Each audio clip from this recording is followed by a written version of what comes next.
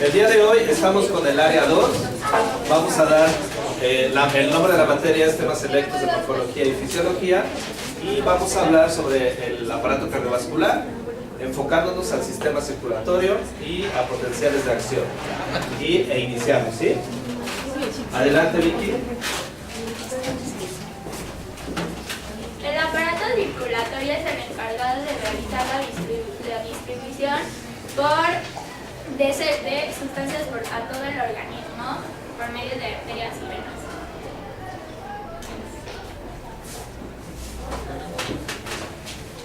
En cada latido el corazón impulsa una cierta cantidad de sangre hacia la arteria más gruesa, que es la aorta, y por ramificaciones de esta la sangre llega a todo el organismo. La sangre, cuando ha cedido su oxígeno y nutrimentos a las células de todo el organismo, se agrupa otra vez en tubos que se llaman venas y así regresa nuevamente al corazón.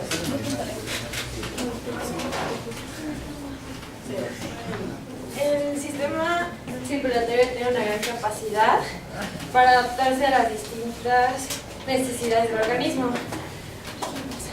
El volumen de sangre que impulsa el corazón en reposo es de 5 litros y aumenta de acuerdo al esfuerzo que se haga. El corazón es un órgano muscular y todos los músculos les dan nutrimentos y oxígeno que los aporta la sangre.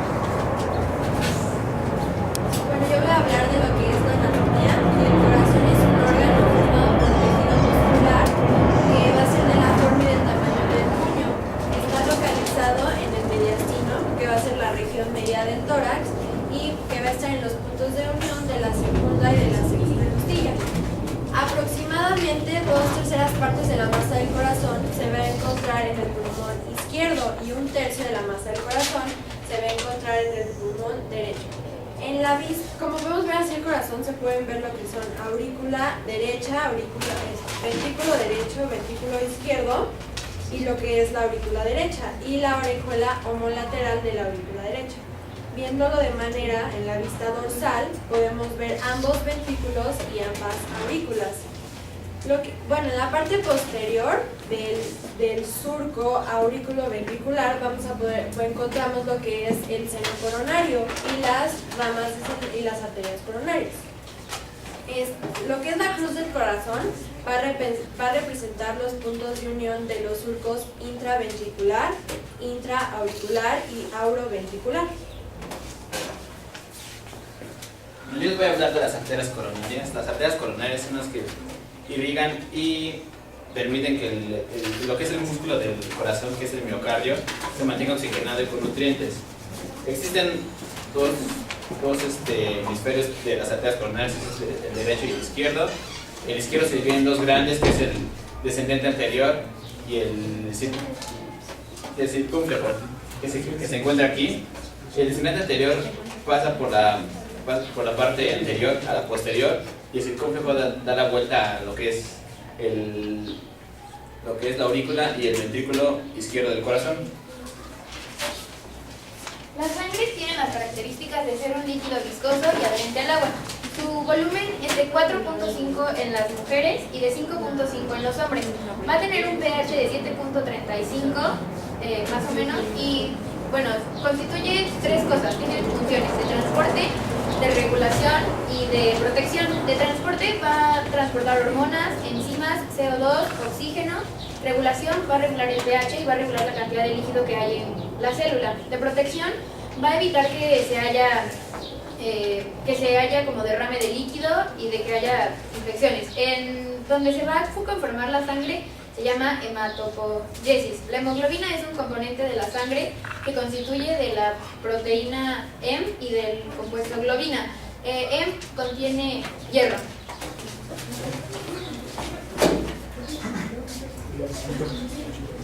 Bueno, pues voy a hablar acerca de sístole y diástole.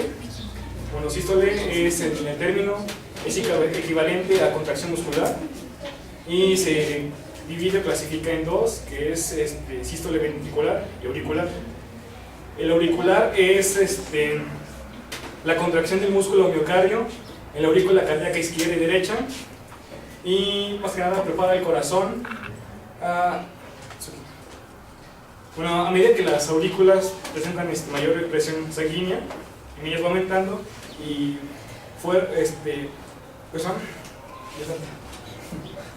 y bueno, forza que la sangre salga. Eso tarda aproximadamente 0.1 segundos. Y la aurícula ventricular es la contracción de los músculos ventriculares, derecho e izquierdo, y en esa tarda aproximadamente 0.3 segundos. Y la contracción, la diástole cardíaca, se le conoce así ya debido al conjunto de la diástole auricular y ventricular. Y la diástole ventricular es en una manera prepara el corazón, después de la contracción lo relaja y prepara para el llenado del corazón de sangre. Y en esa tarda aproximadamente, todo el ciclo cardíaco, que es diástole, dura aproximadamente 0.4 segundos. En esta, la diástole ventricular es la encargada de relajar las ventrículas y la auricular relajar las aurículas derecha e izquierda. Bueno, yo voy a hablar de la red capilar, que viene siendo esta parte, que comienza con desde las arterias, se van ramificando hasta haciendo las arteriolas. De ahí se van haciendo capilares, en este se realiza el intercambio de gases y sustancias. Después de ahí pasa se vuelven a ramificar y vienen siendo las vénulas. Después de eso se juntan otra vez y van haciendo venas, y de ahí vuelven a regresar al corazón.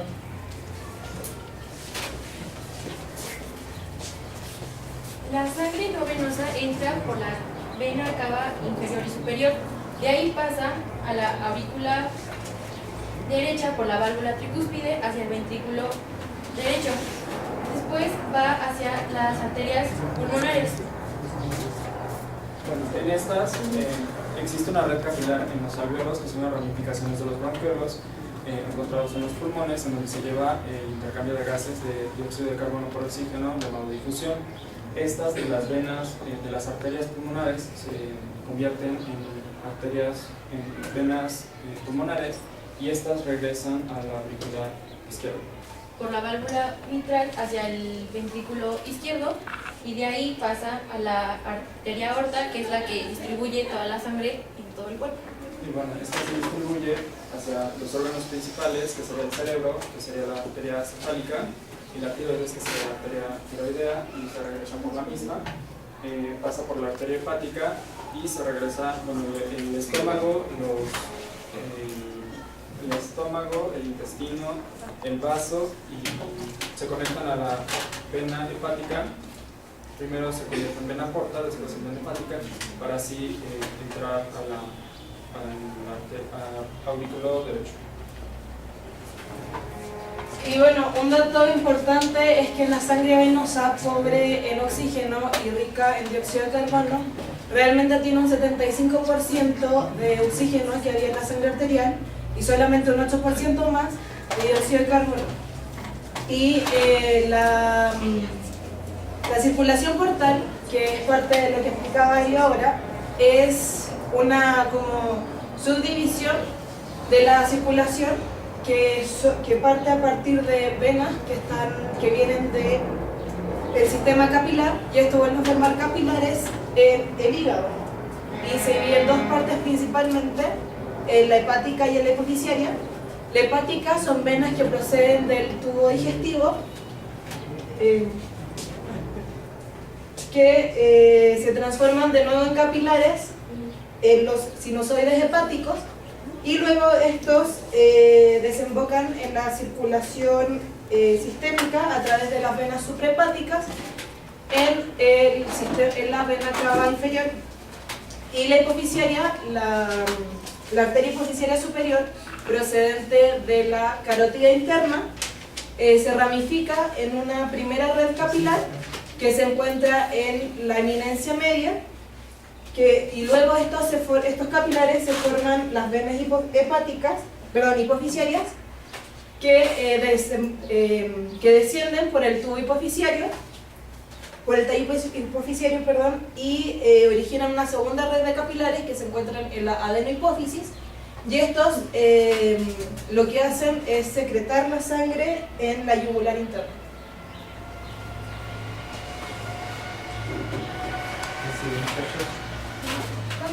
Oigan, una pregunta. Por ejemplo, cuando da un ataque al corazón, ¿cómo es esto?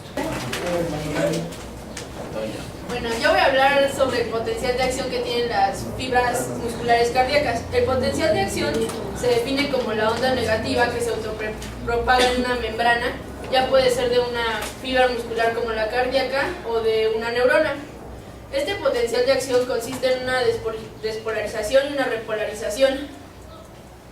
Como aquí lo podemos ver, la despolarización es la zona verde hacia arriba y hacia una meseta, y la repolarización es la zona roja. Bueno, el potencial de acción de una membrana muscular cardíaca comienza en el nodo sinoauricular.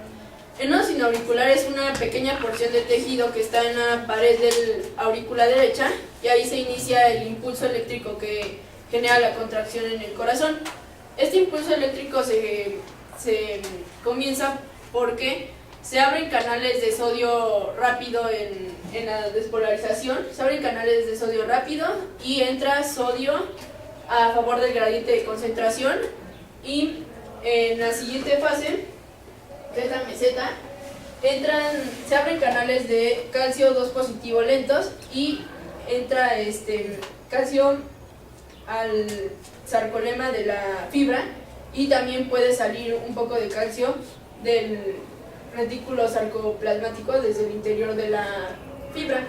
Bueno, esta combinación de concentraciones en el citosol, tanto de sodio y de calcio, genera que haya una contracción momentáneamente sostenida en el músculo cardíaco, para después haya una pequeña tiempo de demora y sigue la repolarización, que es cuando se abren los canales de potasio, y lo que sucede aquí es que salen el potasio a favor del gradiente de concentración. Esto, en cuanto suceda esto de que salen los iones de potasio, los canales de sodio y de calcio se empiezan a cerrar para que mientras salen de la fibra el potasio se repolarice, es decir, que vuelva al potencial de reposo de la membrana, que es de menos 90 milivolts, y todo esto sucede en 0.3 segundos o 300 milisegundos. Y después de esto hay un periodo refractorio, que es como un periodo de descanso que tienen las fibras musculares del corazón.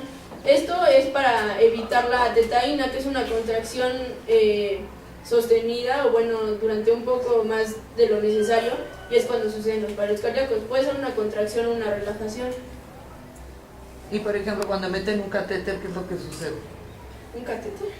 Depende para qué sea el catéter. Se supone que si se ponen según yo sabía que hay unos catéteres que son como válvulas, ¿no? Que funcionan casi como lo que está haciendo eso, el potencial de acción, porque deja de funcionar las fibras y es como una válvula, pero no sé qué otro catéter. Bueno, el potencial de acción, cuando se inicia en el nodo sinoauricular, el nodo sinoauricular también se le llama como un marcapasos natural del corazón, porque el corazón es casi autónomo.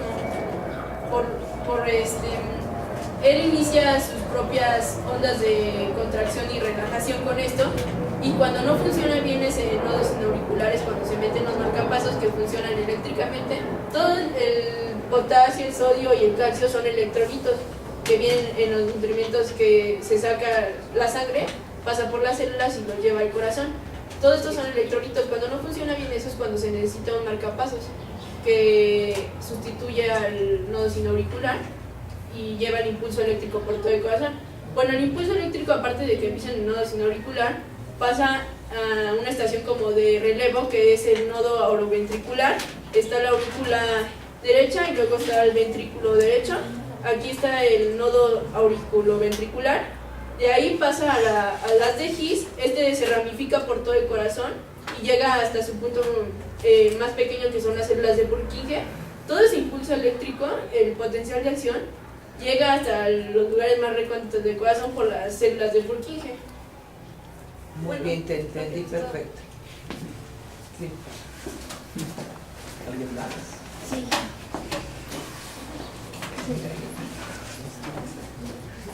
Yo les voy voy a hablar del flujo de masa y la ley de Starling. Bueno, el flujo de masa es un proceso pasivo que implica un gran movimiento de iones, moléculas o partículas en la misma dirección. Y bueno, las sustancias se mueven al unísono en respuesta a las fuerzas como la presión hidrostática que se encuentra en el agua y la presión atmosférica. Este flujo de masa puede llegar a alcanzar velocidades mayores a las que se encuentran en la difusión o en la ósmosis.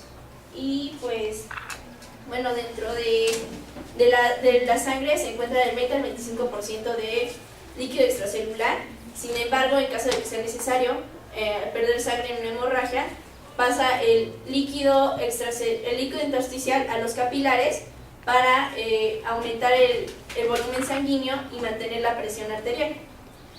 Bueno, el flujo de masa se produce porque algunas fuerzas empujan el líquido, que viene siendo agua y solutos, de los capilares hacia afuera a los tejidos o espacios intersticiales, lo que se traduce en una filtración de líquido. Y bueno, este líquido no se acumula en los espacios intersticiales, ya que hay fuerzas opuestas que lo devuelven hacia los capilares, y esto facilita la reabsorción.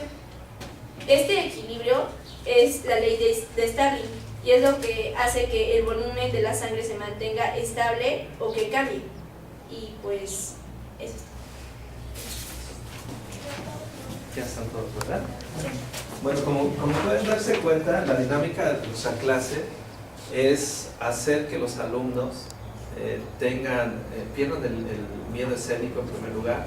En segundo lugar, sepan comprender cada una de las clases, y esto lo traduzco que los estoy preparando para que se puedan enfrentar a una clase a nivel licenciatura. El 97% de nuestros alumnos van para medicina, entonces esta clase le estoy dando esa importancia y estoy preparando a los muchachos para que puedan desempeñar esto. No están familiarizados, no están acostumbrados con dar clase al 100%, pero bueno, el tiempo que han llevado en estos primeros meses creo que lo han desarrollado bastante bien. Estoy satisfecho con ustedes, los felicito, realmente he cumplido mis objetivos con ustedes y apenas vamos a la mitad, ¿no? Y todavía nos falta mucho. Entonces yo creo que se merece un aplauso, ¿no? Todos ellos. Y bueno, ahora sí vamos a entrar a la fase de preguntas. Ah, ya le podemos funcionar eso. ¿Mandé? La maqueta, que si podemos hacer funcionar la. Sí, por supuesto, vamos a hacer funcionar la maqueta que realizaron para explicar circulación mayor y circulación menor. Invito al profesor Oscar, la Miss Elsa y la Miss Sirel a que se haga una mesa redonda y le preguntemos a todos ellos pues todas las dudas que tengan ustedes, por favor. ¿Sí? Me pregunta, ¿cómo se regula el pH? ¿O para qué?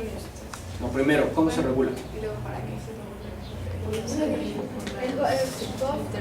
Un buffer. ¿De qué?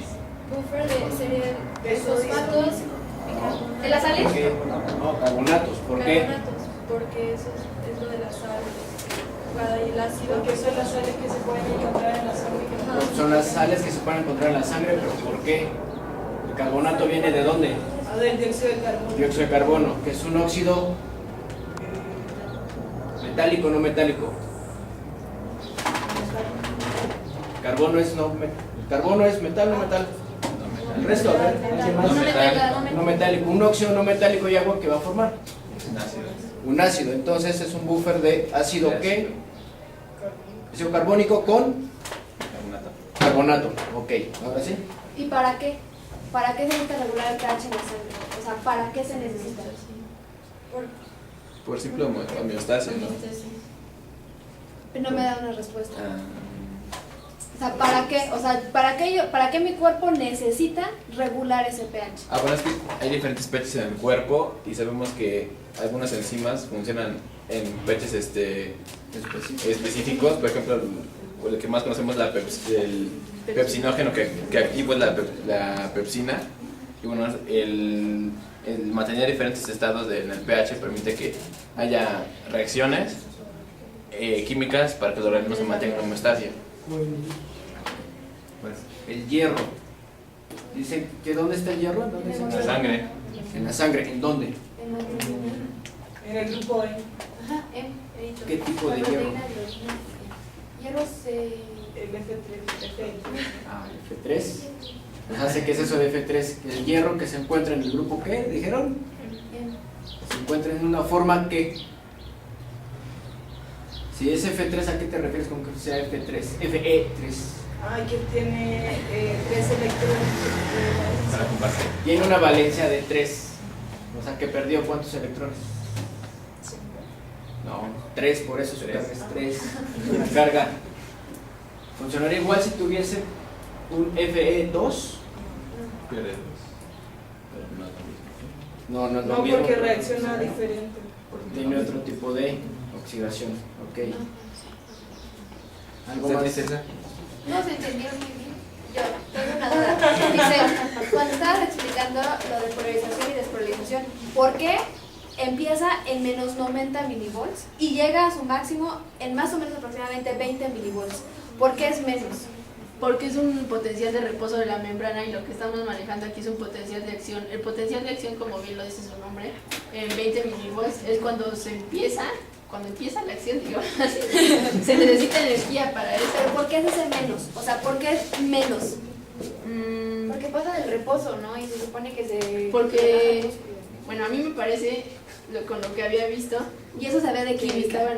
Y eso viene de química y viene de la bomba de sodio-potasio que tienen ahí. ¿Por qué? bueno, pues por los electrolitos tiene que estar las fibras están en reposo. A ver, ¿Quién más? ¿alguien más? ¿Quién más? Luisa, ¿por qué crees? ¿Por qué crees? O sea, ese signo, ese menos 90 milivolts indica algo. Llega a un punto máximo aproximadamente a 20 milivolts. ¿Por qué va de menos a más? Y todo viene a partir de la bomba de sodio-potasio.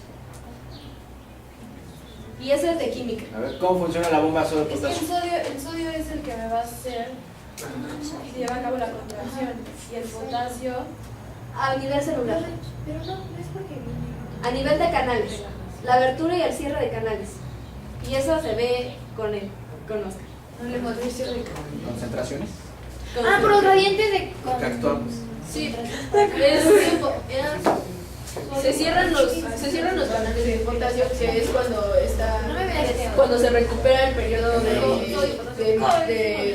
reposo de la membrana, cuando se cierran los canales de sodio, tanto de sodio como de calcio. Esos electrolitos permiten que cuando salga el potasio de la fibra se dé el reposo, se vuelva a la membrana de reposo. ¿Cómo es la abertura y el cierre de los canales? O sea, desde ahí viene. Por medio de gradientes de concentración. Esos gradientes de concentración, ¿qué te dan? ¿Qué es el gradiente? El gradiente son las diferencias de concentraciones entre el líquido extracelular e intracelular. Adentro y afuera. Adentro y afuera, ¿sí o no? ¿Y eso no te da una dirección también? Sí. Y no también depende de la abertura o el cierre, y no depende de los iones. Ajá. Sí, y entonces de ahí, de todo eso, ¿cómo es? ¿Por qué es menos? Porque por la carga ¿Por la carga qué? por la carga de los electrones, ¿no? Por la carga de los electrones. O sea, los electrones sí dependen de esto, ¿sí o no? Sí. Y otra, el nodo sí es, o sea, es un marcapasos natural, pero es energía. No. No es energía, eso no es energía. El nodo simplemente el nodo es ¿cómo lo puedo decir? Es que no quiero meterme en otros términos que son de ingeniería y que sé que me podría. El nodo es el que genera un impulso. Es un impulso, el nodo es un impulso nervioso. Ahí manda el impulso y va a recorrer todo el corazón. Empieza desde aurículas y así va recorriendo todo hasta llegar a las fibras. ¿Ok? Ese pulso se mide, ¿sí o no? O si no, ¿cómo miden el potencial de acción? Sí, es medido. ¿No es entonces energía? Sí, es. No se mide. ¿Y por qué creen que está en milivolts todo? Porque es eléctrico, porque es un son modelo electrolitos. Exacto. Oigan, ¿de qué manera gráfica puedo ver cómo es que se polariza, se despolariza, todo eso que me están contando? De manera gráfica. Ahí la gráfica que mostramos antes. Ahí está. Y de manera continua, de cómo está funcionando el corazón. ¿Qué? El electrocardiograma. El electrocardiograma. Todavía no aprendemos, pero ya nos va a enseñar el profe. Están en eso, están en Sí, vías pero de- estamos en vías de...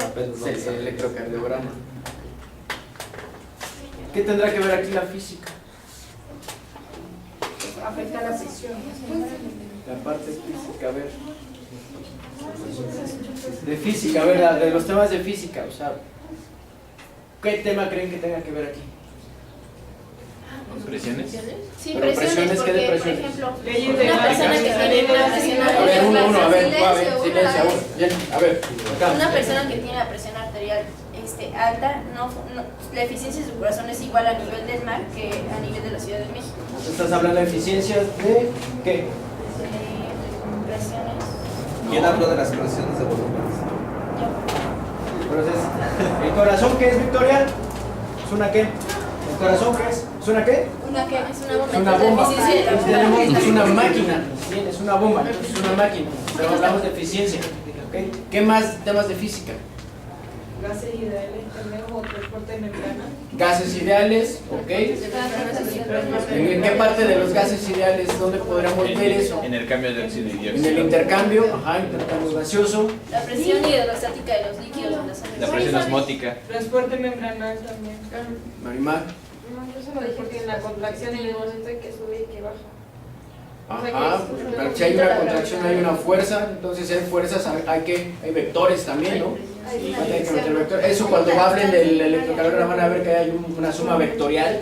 Acá hacen una suma vectorial para que sepan, van a ver que se forma un triangulito y van a ver para dónde va el vector resultante, el corazón. ¿Qué más de física?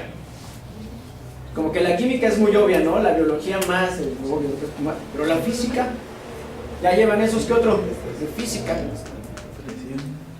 Oigan, ¿y el flujo? No entra en El eso. flujo laminar. El flujo laminar, sí, sí. Si es un flujo laminar, O si es un flujo. la capilaridad, ajá. Fenómenos de superficie. Fenómenos de superficie, fenómenos de transporte. ¿Qué más? ¿Cuál? Densidades. Velocidades de... Oigan, ¿ya vieron en física algo que se llama Bernoulli? Sí, teorema de Bernoulli. Teorema de Bernoulli. ¿Qué pasa si reduce en un tubo el diámetro? ¿Qué pasa con Es más rápido, es más presión. Hay mayor presión. Sale diferente. Mayor velocidad, mayor. Depende mayor o menor ¿Dónde cantidad está la de definición? presión. No sale más rápido. Eso aplica Sale a más las rápido. Sale arterias. más Eso ver, depende de la presión. tiempo, entonces, a ver, primero, si hay algo de Bernoulli de física, de que si yo disminuyo el diámetro de un tubo, va a cambiar algo, dicen que en la velocidad y la presión. Ajá. Ok, ¿qué acabas de decir? Eso aplica en cuando las arterias se engrosan, ya no pasa con la misma velocidad ni presión. Cuando se empieza a acumular, incluso hasta hay comerciales, chafotas, ¿no? Pero Por que eso se va no acumulando hay- colesterol y va disminuyendo el diámetro, ¿no? ¿Qué más? En eso mismo de Bernoulli, si es elástico o no es elástico ese tubo, ¿qué va a pasar? Se llama Pero entonces tiene que ver eso, ¿no? La parte de... Tendrá que ver también eso de física con Bernoulli, de subir y bajar un líquido. Por lo regular en física ustedes ven es una bomba que sube agua a la azotea, ¿no? Y después de que ahí cae, tendrá que ver algo con... Oigan, ¿cómo regresa la sangre por la vena del dedo gordo al corazón? Eso lo vimos. Va en contra de la gravedad. No, sí, era Están los fenómenos de capilaridad. Eso fue lo último que vimos. Capilaridad, ¿qué más? Había una fuerza, ¿no? Ahí Pero está tiene un la... nombre, que era por lo que podía subir el agua en la zona. También. Sí, a ver. Una fuerza que creo que era. Adherencia y adhesión. Cohesión, adhesión. Cohesión, adhesión. No, pero la ley de Fick eran las partículas de... ¿Cómo se permanecen juntas. A ver, entonces no se acuerdan. Pero a ver, esta yo creo que es muy buena pregunta. ¿Cómo regresa la sangre del corazón? La empuja, la manda. Y llega al dedo gordo, el pie. Deja el oxígeno para la célula. ¿Cómo regresa? Pero es que también supone que hay una diferente presión en las venas y en las arterias. En las arterias es mayor la presión que hay. ¿Ves? Por eso cuando se encuentran en la red capilar, está el intercambio de gases y todo eso, y también por lo mismo de que es más alta la presión de la arteria, impulsa hacia arriba la misma, lo de la sangre de las venas. Cambios de presión, diferencias de presión. Sí. Pero entonces saben de que ahí está la física. ¿Qué más podrán meter en este tema? ¿Qué es un tema? Tenemos química, física, ingeniería, Matemática. cálculo. A ver. Hay Hay una fórmula para calcular la presión que hay dentro de los capilares, la presión oncótica. Y los cambios de, incluso hablaban mucho de los cambios de, ¿no? ¿Dónde se ve eso en ¿Qué es el cálculo? cambio? Los cambios de. ¿Qué es el cambio? Son las pendientes, o sea, son derivadas. Exactamente. Son derivadas. Los cambios que Todos hay. esos son derivadas, porque ustedes hablaban del cambio de, y el cambio de presión, y el cambio de concentración, y el cambio de, y esos son derivadas, son deltas, son derivadas. Todos estos cálculos, ya llevando de una manera muy matemática, todos estos son cálculos de diferenciales, de derivadas. ¿Okay? ¿Ya vieron lo que es integrar todo el conocimiento que llevan en 12 años? Bueno, 15. Sin llegar a Bueno, medicina tú todavía llevas pueden, 20. sin llegar a medicina todavía pueden entender algunas enfermedades. Por ejemplo, si yo les digo que un paciente tiene un bloqueo de la rama del haz de His, ¿a qué me estoy refiriendo, muchachos? Un problema de potencia. ¿En dónde está? Regrésale al corazón, por favor. A los potenciales. bloqueo. Ahí está, ahí. Ahí. A ver, ¿quién me lo explica? Ay, cuando ocurren los malos A ver, platíquenme. Nodo sinauricular. Puede ser que esté. ¿Hacia dónde se va? Hacia el El auricular, ¿a quién me va a A formar? las de His, A las de His. después se ramifica ramificaciones de las de His y células de Purkinje que van hacia todas hacia todo el corazón. Muy bien, entonces si un paciente tiene un bloqueo de la rama del haz de His Se del lado detiene ahí derecho, se tiene el impulso y entonces, ¿qué sintomatología va a tener el paciente? Un paro cardíaco. Antes del paro cardíaco. Es dolor. Un problema con la presión arterial. ¿Qué sintomatología va a tener el paciente? A ver. ¿Mareos? ¿Sí? Mareos, ¿qué más? Sí. Pero sí, porque le falta oxigenación y Se ve Falta oxigenación y eso nos provoca excesiva, aún estando sin Fuerte. actividad física. insuficiencia cardíaca. ¡Bravo! Otra cosa, si un paciente está funcionando mal, tiene una insuficiencia cardíaca congestiva y es un candidato a marcapasos, ¿el marcapasos dónde se colocaría? En el nodo sinauricular. En el nodo sinauricular. ¿Cuál es nuestro marcapasos natural entonces? El nodo nodo sinauricular. Muy bien, muchachos. Con Tony. Cardiólogo. Excelente, bueno, muchísimas Muchas gracias. felicidades. Gracias.